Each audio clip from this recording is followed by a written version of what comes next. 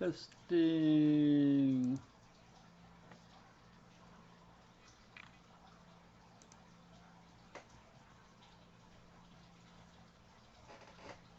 Hey, YouTube.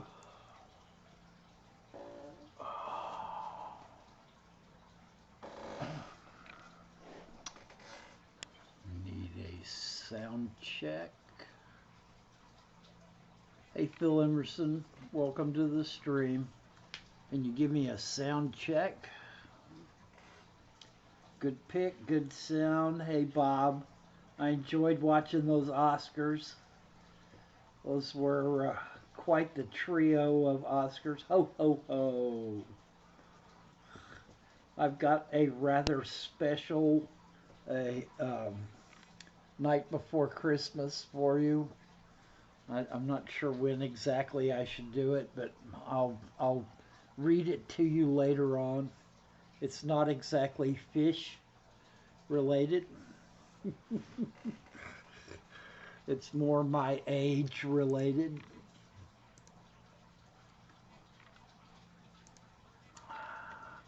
How's everybody doing on this almost Christmas Saturday? This is probably our last chance to get out and do our Christmas shopping before the last second is up. This should be a joyous time of year for us. I know modern life has lots of frailties to it and miseries and agonies and all kinds of problems, but we should find some time around this holiday. Bob says he's doing his last second shopping now. Yeah, I enjoyed watching those Oscars at your live local fish store. That was a bunch of nice fish. Oscars have never really captured me as when I was in my keep large fish phase, tank buster phase. I think that's something that we all go through at one point or time as fish keepers. But Oscars are messy. They have very short digestive tracts, so they don't digest their food completely, and they are really messy to keep. Um, I would liken them to pacus. It's like keeping pacus. So if you want to keep large Oscars, and Oscars will get very large, you should have a very large tank to keep them.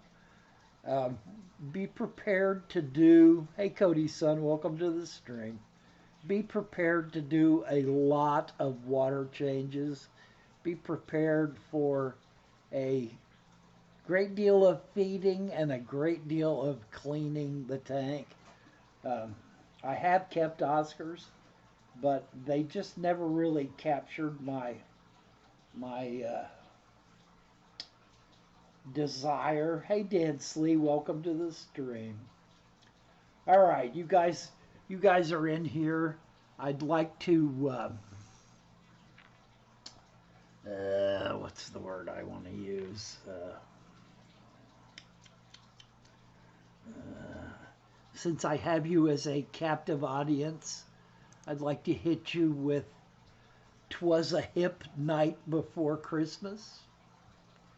This is another one of the many variations on the beautiful poem "'Twas the Night Before Christmas." Only this one is a hip night before Christmas.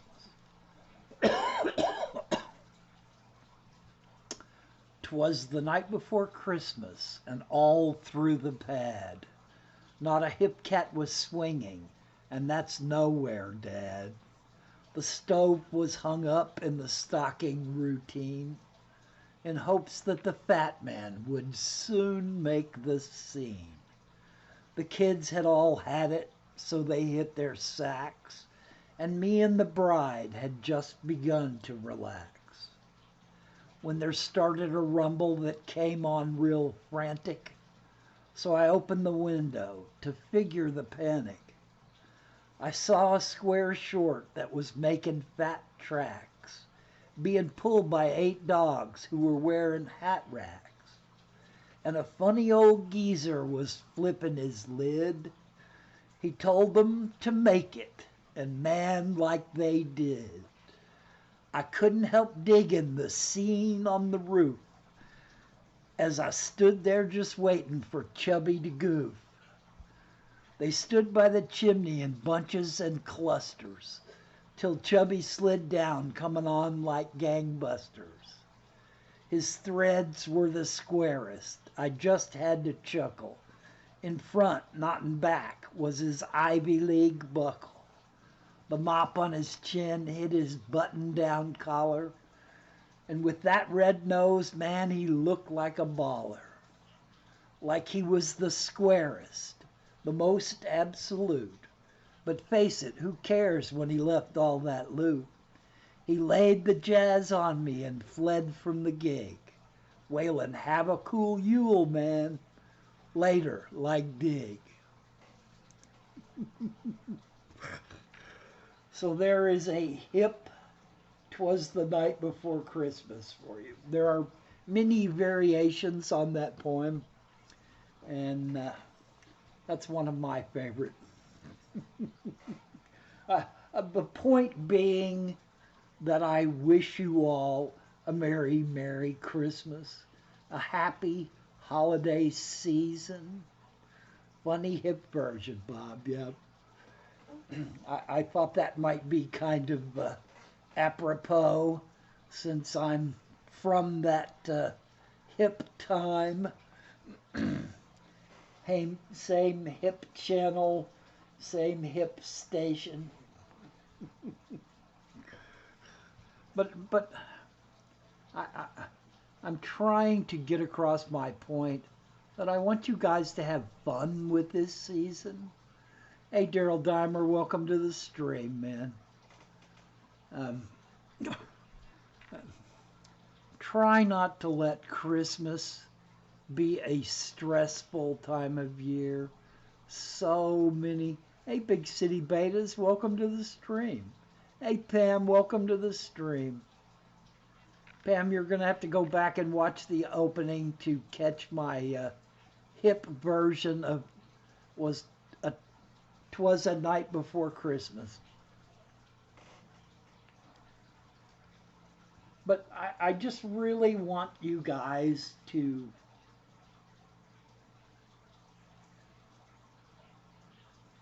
find a way to relax into this season instead of it being a season of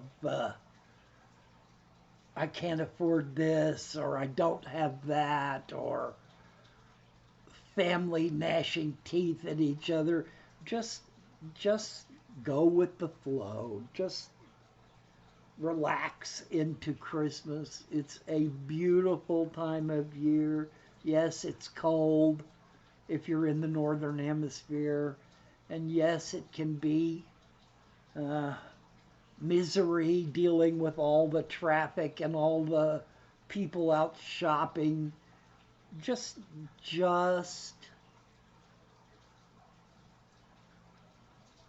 Amber's in full procrastination mode.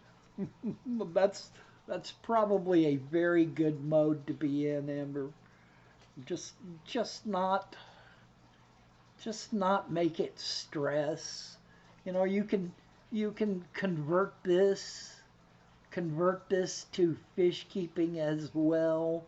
If we make our fish keeping hobby all about stress and anguish and misery and expense and all of that kind of stuff, then it's not going to be something we want to do. It's going to be something that we don't want to do. And I think you should look at Christmas the same way. Christmas is about giving to each other. It doesn't matter how much you give. It doesn't matter the value of the gifts because they're not of monetary value, really. They are an expression of your caring about or love for another person and wanting to express that through giving them a gift.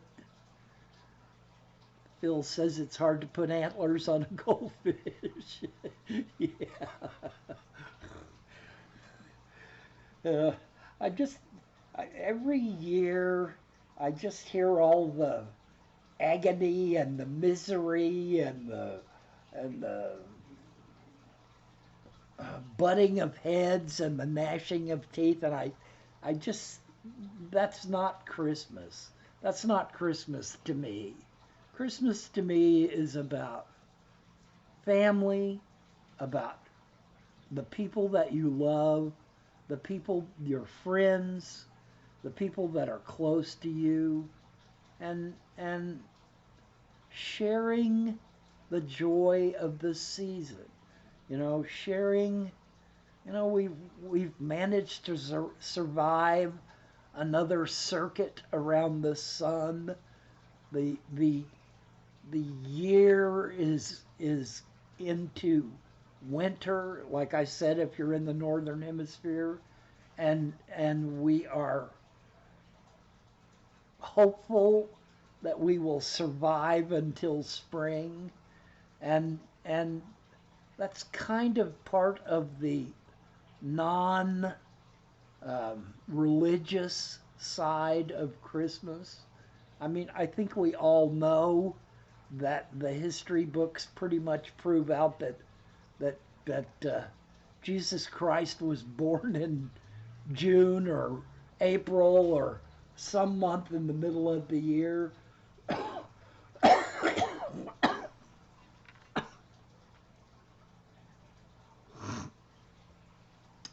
Amber says I always make cookie bags and give those out.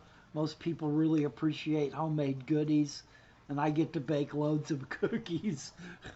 Win-win. That's a great idea, Amber. I just,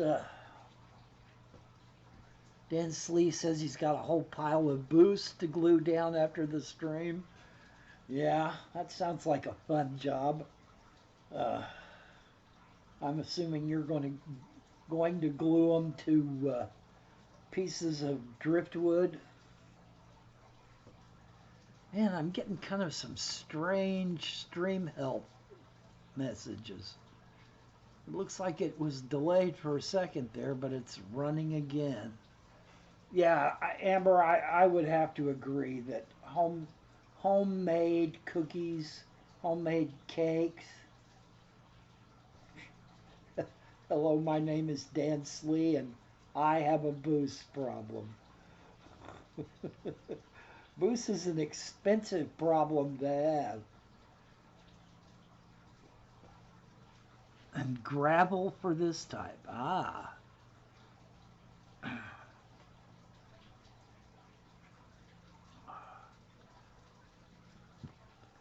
Amber says one year I didn't, and some people were actually extremely displeased with me. Hey, Big J, Fish Keeper, welcome to the stream. Dan buys boosts in big pieces. Pam says, I'm waiting for the taxi to come get me. Got to go to Napa and get a battery for my truck. Well, I'm glad you're getting a battery for Christmas, Pam. It's something you desperately need, so I'm glad you're going to go get one. And then you have to try to get it in your truck. Well, lift with your legs, Pam. Dan, I have I have seen some of your booze. Fish Tropics, welcome to the stream. And Fish Tropics needs to go get him a nap. I know naps are good to get sometimes. Yeah, Pam, don't freeze. Yeah, get you a good wrench.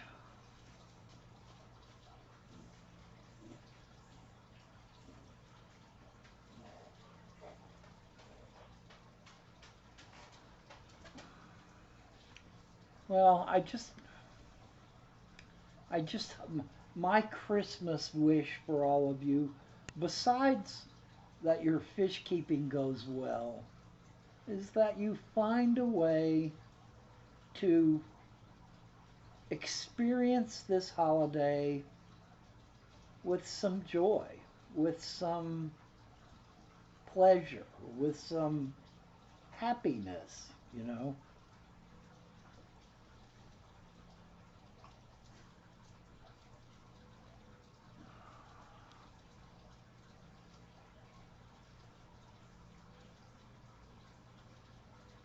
Dan says that his boost enabler is Eric Lucas from Buy Pet Shrimp. Boost is a gorgeous plant.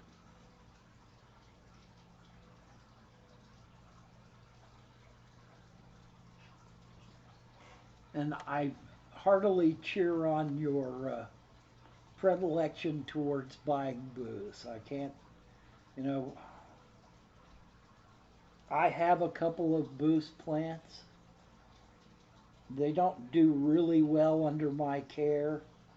Highlighting and shallow tanks. Yeah, that's where two of the boost plants that I have do the best. Is in good lighting anyway, and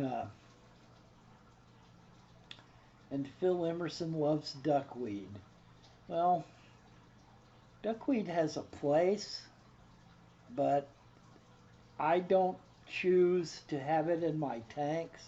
I, a lot of people have a lot of problems with duckweed, but I know the answer to getting rid of duckweed. And a lot of people will tell you goldfish, put goldfish in your tanks and they will eat the duckweed. But I can tell you from personal experience that water splashing on the surface, like an output from a canister filter that is not underwater but is above the water, splashing down on the water, will cause duckweed to go away, because duckweed does not like water splashed on it from the top. So if you've got a hang-on back filter, that will help duckweed stay under control. If you've got a heavy splashing, Phil says he wants to keep duckweed for food. Amber loves duckweed. And Dan says I do intense bright lighting in all my tanks mainly, but usually only 4 to 6 hours a day, and lots of shrimp and snails to keep everything clean. Yeah. Yeah, if you run intense bright lighting for more than 4 or 6 hours a day, if you were to run that same intense bright lighting 12 hours a day, you would probably end up with so much algae that it would keep your booze from being able to grow.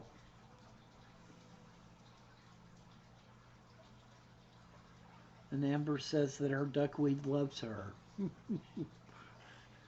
Yeah, I, I, I'm not a big fan of duckweed. I've always kind of tried to stay away from it.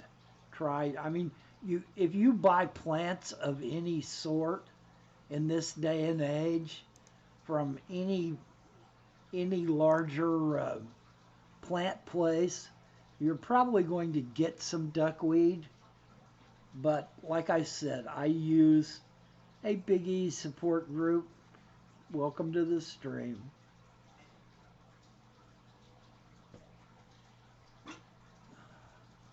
And Dan says he doesn't get algae because he's got too many shrimp and snails, even when I leave the lights on accidentally. Green water in a soft water Caradinia tank is a real pain to get rid of, though.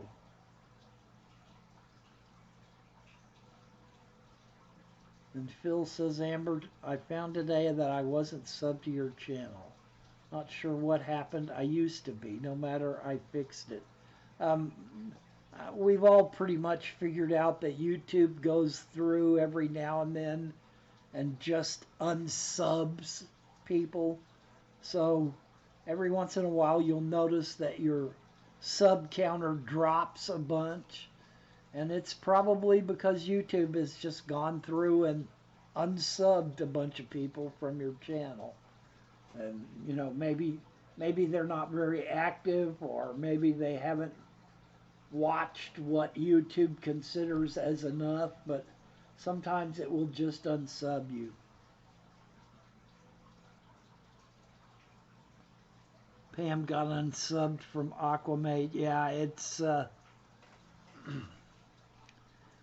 something that happens. YouTube keeps going through a lot of changes, even as this COPPA thing is going around now. So the changes just keep coming. You just might as well get used to the idea that that's what they say about Indiana weather around here. If you don't like the weather, wait a day, it will change. Changes are coming. So get ready for them. Get used to the idea. And Amber says she's going to start uploading again soon because she has so much to share.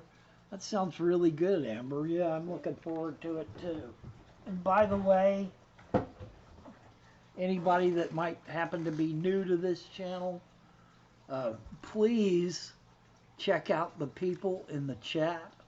Please check out their channels. Check out their videos. There are some very good people that hang out in this chat with me that I'm blessed to have hanging out with me week after week after week. I need to start putting out more regular content myself. I've just been fighting camera issues. And Phil says they also say that about Kansas weather. Yeah, Kansas has some pretty mercurial weather. I've spent some time in Kansas, and man, do those storms roll in. Besides, if I don't, then Joseph is just going to move here and show off all my tanks before I do. Can't have that now, can I? Yep, he's coming to steal your thunder, Amber. I'm really looking forward to your putting out work together. I think that's going to be really interesting to see the both of you working on videos together. So I look forward to that, Amber.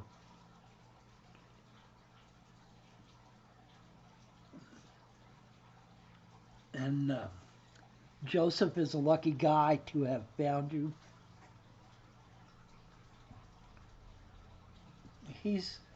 I don't know Joseph personally all that well, but I got to spend 10 days in pretty close proximity with him.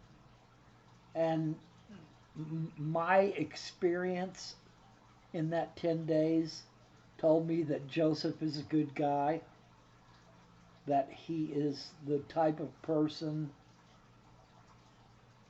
that passionately cares about things, that goes beyond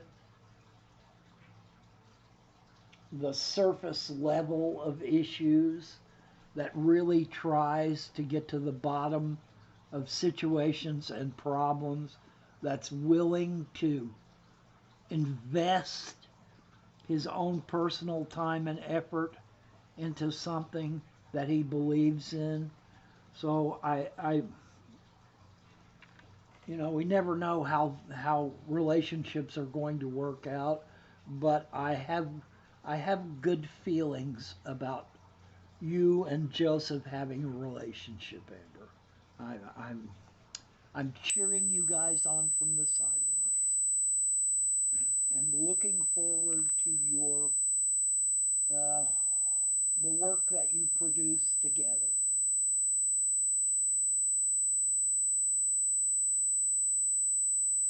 And Amber says I'm the lucky one, and that's a good way to think about it.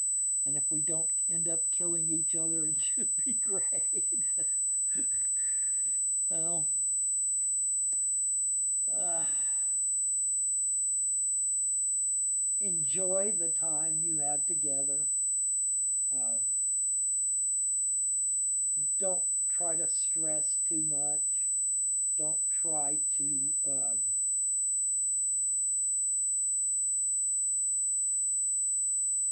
Fish Tropic says my ears audio.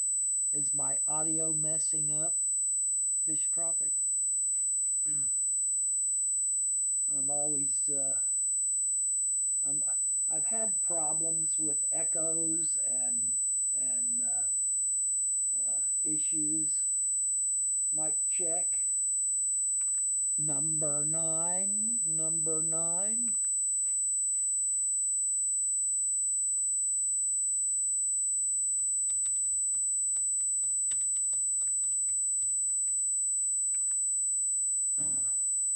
Testing. One, two, three. Testing.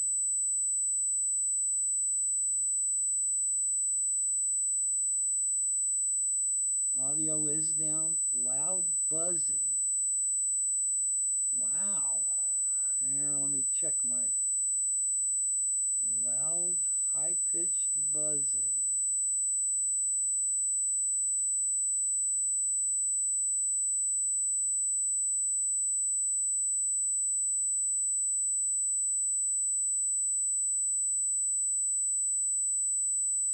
Huh.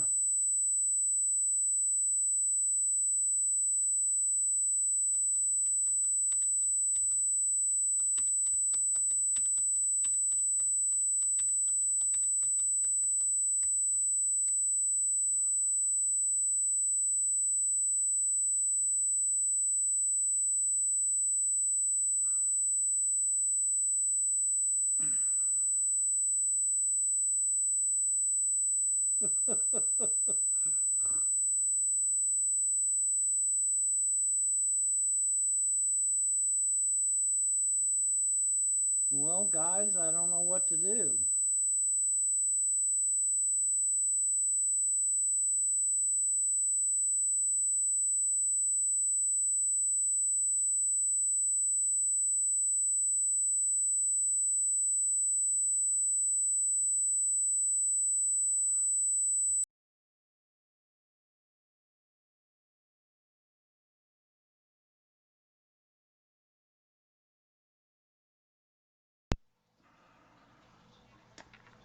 I tried. Phil says, I hear you fine, Dwayne, just the added noise. Well, I unplugged and reset. Maybe that'll fix it.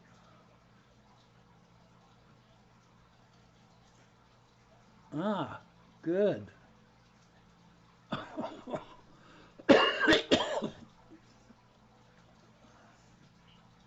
I just unplugged and replugged the mic. Hey, Maple Street Aquatics, welcome to the stream. And Merry Christmas. We're busy going through buzzing issues for some reason. I'm not sure exactly what the problem was, but unplugging the mic camera uh, seemed to solve it. Merry Christmas, man. And Merry Christmas to everybody. Those that that have just joined the stream, I offered up a "'Twas the Hip Night Before Christmas" poem earlier in the stream. Dan, I am not on Instagram. That's one I've never really tried. I do have a Twitter account, but I very rarely use it. And I'm on Facebook. Facebook and YouTube are really the only two that I use with any regularity.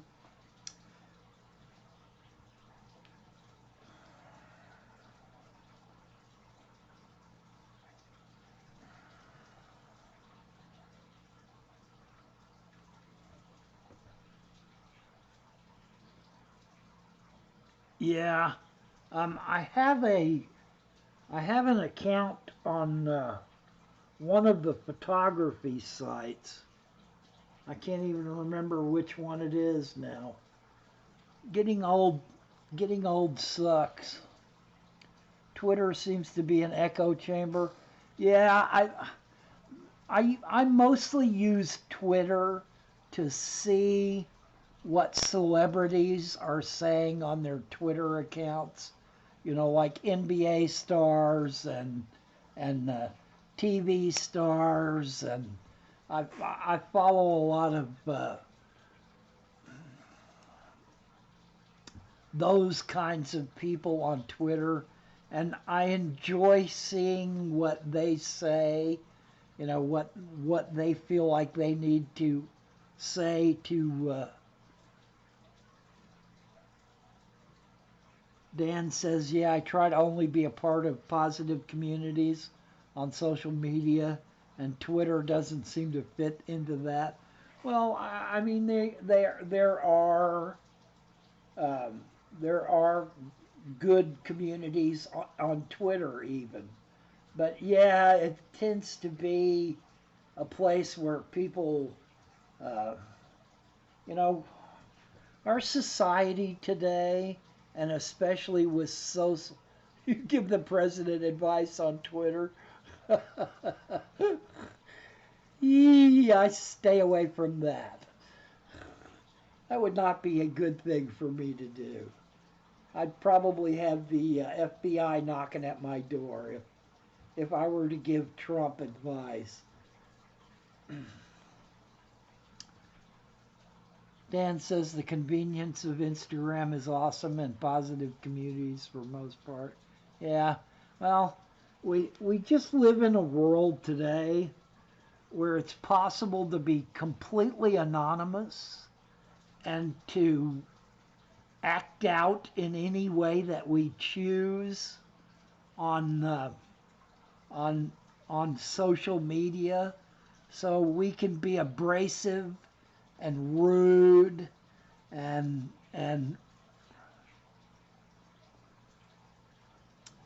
Tom wants to know if I've caught the new Baby Metal video. Yes and no. I clicked on it and listened to a little bit of it, and then something broke my attention span, and um, Baby Metal has gone through some real changes. Several of the girls have quit, and they've got new girls doing stuff. So Baby Metal has changed a lot, and I'm not sure I changed with them. I feel like they were kind of a flash in the pan, that they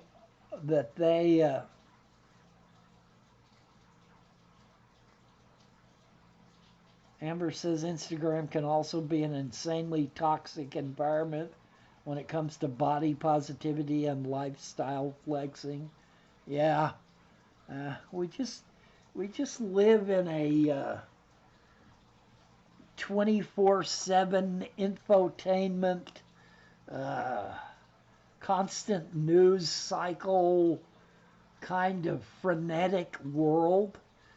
if you get involved deeply in social media, it can become a whole life of its own. You know, you can spend all of your time on social media.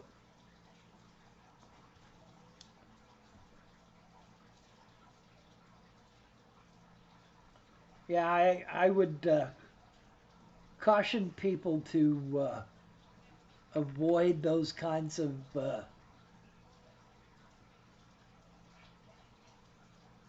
Dan Slee says photography, writing, houseplants, fish communities on there are great though.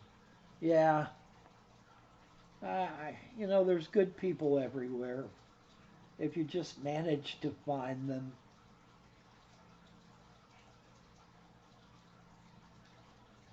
Well, I didn't have a topic today, not one that I had picked out because I just really, every time we roll around towards Christmas, I my main interest is that we try not to stress this holiday so much. Try not to get so wrapped up in this uh, materialistic side, the commercial side, the the shaming side of this holiday, and spend more time on the caring, nurturing, uh, celebration of life part of this holiday season, and try to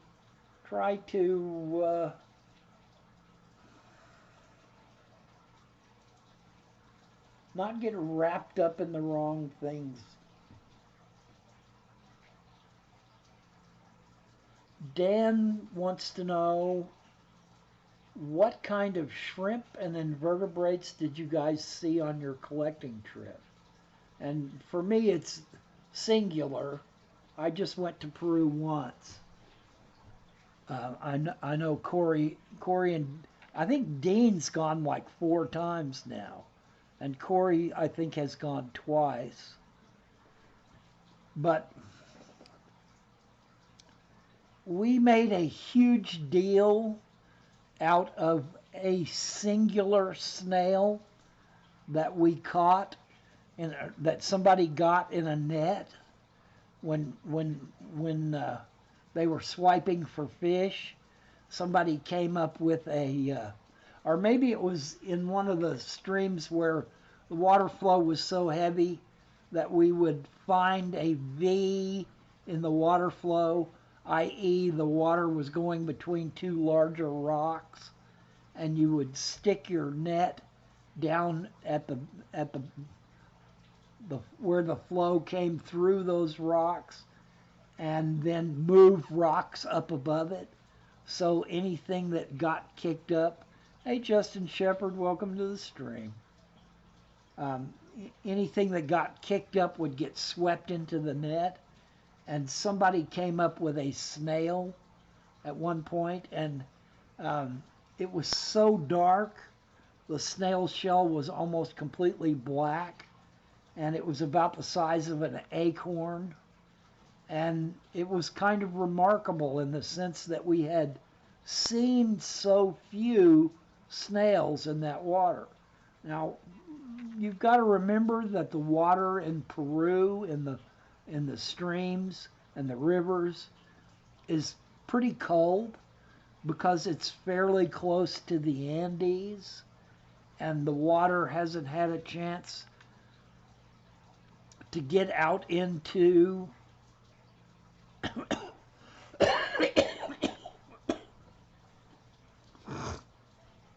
the long, low flatlands of the Amazon and warm up. So the water's kind of cold, and that might keep down the numbers of invertebrates that you would normally see. We did see a lot of like grass shrimp. We caught quite a few um, little clear shrimp that reminded me of grass shrimp that I've caught in lakes and rivers here in the U.S.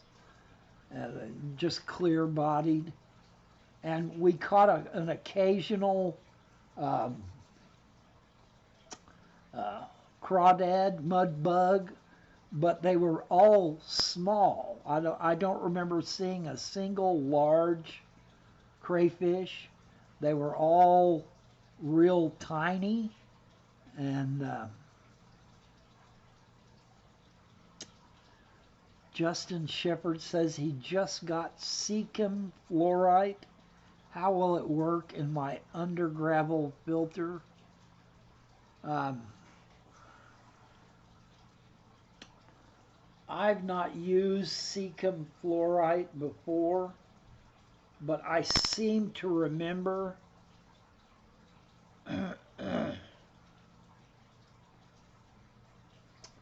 now I'm thinking of something else. And he says he's going to have a lot of crypts. I've not really had good luck growing plants over under gravel filters.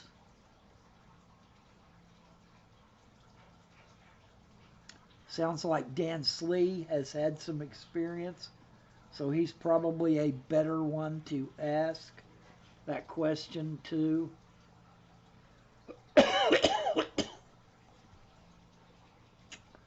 I've not had great luck growing plants over under gravel filters. It can work.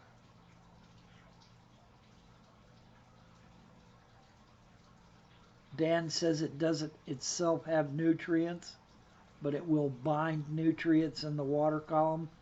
To me, that sounds like um,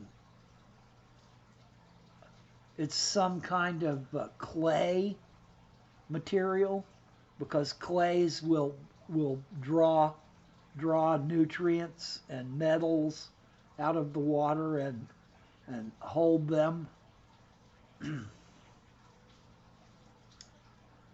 You might try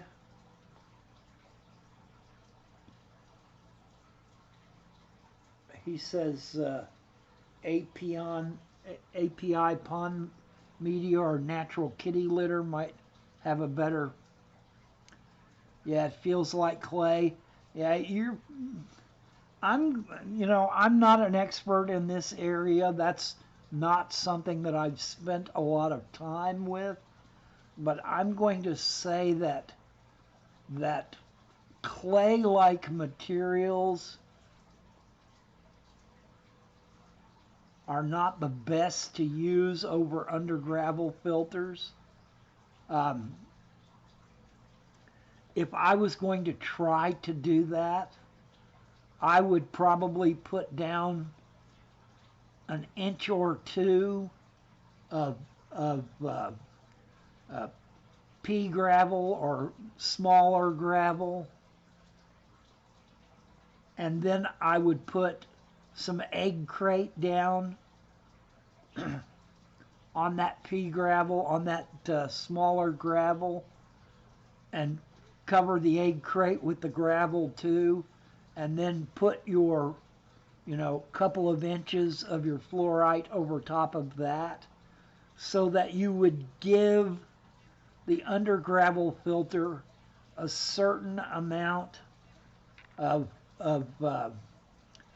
solid gravel to work with, so that whatever water it could pull through that clay substrate would eventually go through gravel.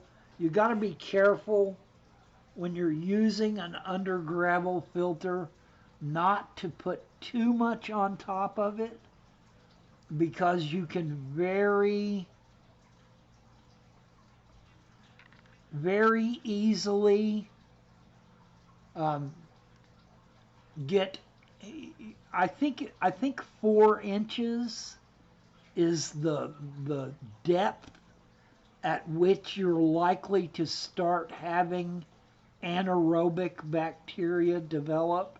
So if you put 4 inches of gravel down in a tank and don't have an under gravel filter, I think that at the bottom of that 4 inches,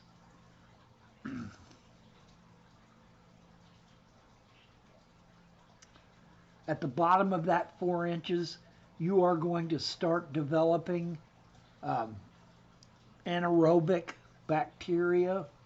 Now, there is a lot of, I have seen a lot of hubbub lately about people feeling like that having anaerobic bacteria in a tank is not necessarily a bad thing, that the bacteria that are at work in anaerobic conditions offer something towards cleaning our tanks, towards decomposing um, detritus, that under gravel, I mean, not under gravel, that anaerobic bacteria have something to offer in the planted tank world and in just a regular tank. Um, I'm old school about this, and I have always tried to avoid anaerobic buildups. I've always wanted to break up the that much depth in gravel by doing heavy, deep gravel vacuuming, jamming it down into the substrate.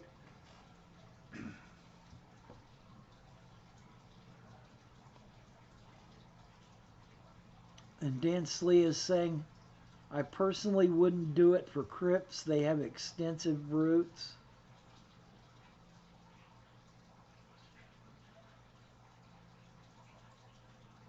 Yeah, Justin, you might try pulling out one of your under gravel filters if it's not too much of an issue, and running a section that is gravel with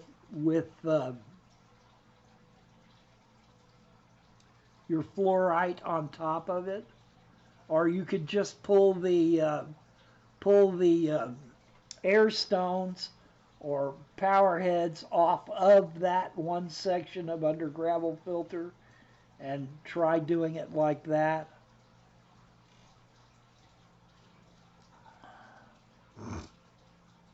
And Dan is telling you that it will cause heavy channeling in the flow through the substrate for the under gravel filter.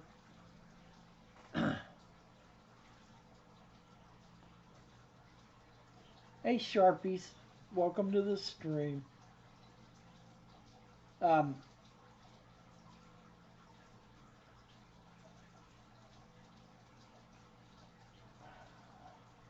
Amber is saying, I wish I was better with aquarium plants. I need to pick Lucas's brain when I see him in a few weeks. Um, Lucas is great with plants. Um, those of you that haven't followed him extensively may not realize that Lucas was an aquarium plant person before he was an aquarium fish or aquarium shrimp person. So Lucas has some incredible plants in his collection because he was a collector. He has all varieties of moss. He has some of the rarest plants I've ever seen. Um, he's got some white varieties that are just incredible. My wife and I got to tour. He was kind enough to let us come and tour his fish room. And his fish room is a fish house. It's like going to a large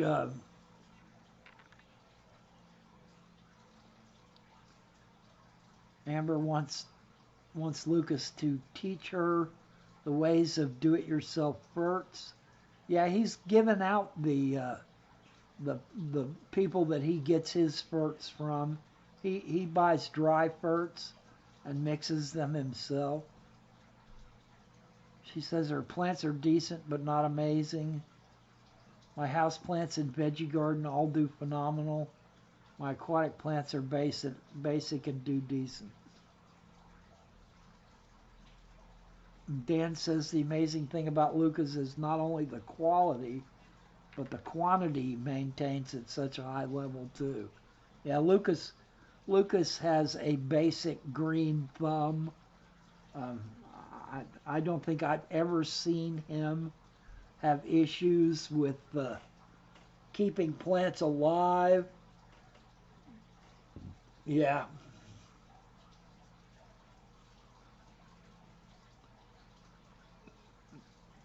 And Dan, you're correct about Lucas. Lucas has taught himself, but don't kid yourself. Lucas has done tons of studying what other people do. Lucas has spent hours in conversation with other people, and I say hours, and I mean that as in hundreds of thousands of hours probably. He he knows some of the best plant people from 15, 20 years ago, or 10 years ago. Uh, when aquarium plant collecting first really got off the ground, really became a thing.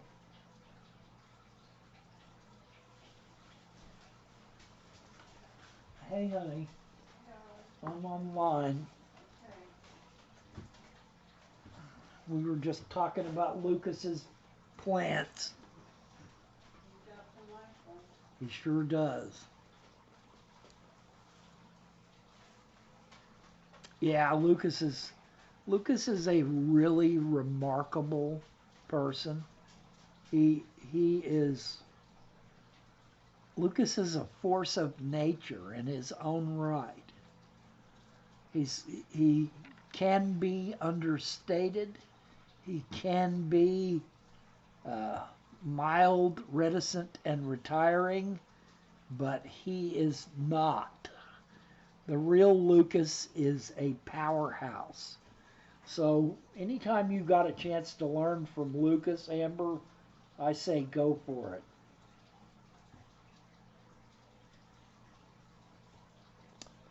All right, guys, we're winding our way to the top of the hour. Um, Top of the hour of me doing this live stream, and my lunch just got here. So I'm going to let you guys go a little early. Um, I really want to wish all of the Fish fam on YouTube a very, very happy Merry Christmas and Christmas season. And please go out and share this season with other fish keepers. Share the joy of this season, and share the joy of each other's company.